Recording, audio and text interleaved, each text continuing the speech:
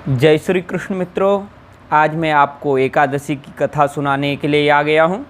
एकादशी की कथा इस बार जो है 17 जुलाई को एकादशी है। 17 जुलाई को एकादशी, और इस एकादशी को हरिशयनी एकादशी बोलेंगे। चातुर्मास्य व्रतादि का नियम भी आज से प्रारंभ हो जाएगा। तो श्री विष्णु शयनोत्सव भी मनाया जाएगा हरिशयनी एकादशी को। आषाढ़ मास शुक्ल पक्ष की शयनी एकादशी का आप महात्म्य सुनिए। युधिष्ठिर ने पूछा भगवान श्री कृष्ण से, हे भगवान, आषाढ़ के शुक्ल पक्ष में कौन सी एकादशी होती है, उसका नाम और विधि क्या है, यह बतलाने की कृपा करें। भगवान श्री कृष्ण बोले, राजन, आषाढ़ शुक्ल पक्ष की एकादशी का नाम शयनी है। मैं उसका वर्णन करता हूँ। वह महान पुण्यमयी, स्वर्ग एवं मोक्ष प्रदान करने वाली, सब पापों को हर लेने वाली तथा उत्तम व्रत है।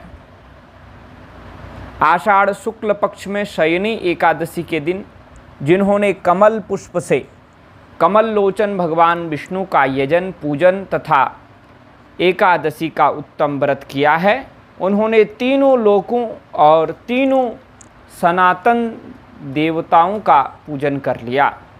हरिशयनी एकादशी के दिन मेरा एक स्वरूप राजा बलि के यहाँ रहता है। इसको शयनी एकादशी भी बोलते हैं और हरिशयनी एकादशी भी बोलते हैं।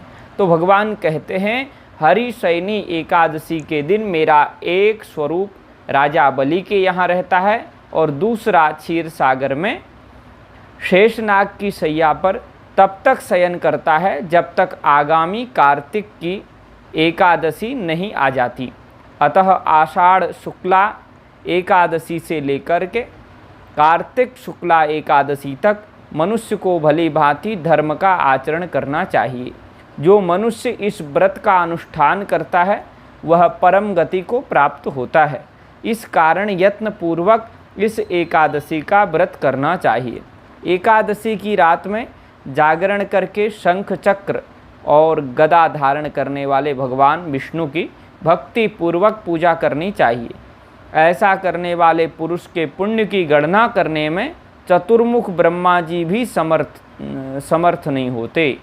तो इतना पुण्य बढ़ जाता है एकादशी व्रत करने वाले उस पुरुष का और भगवान की पूजा अर्चना करने वाला उस व्यक्ति का, कि उसके पुण्य की गणना चतुर्मुख ब्रह्मा जी भी करने में असमर्थ हैं।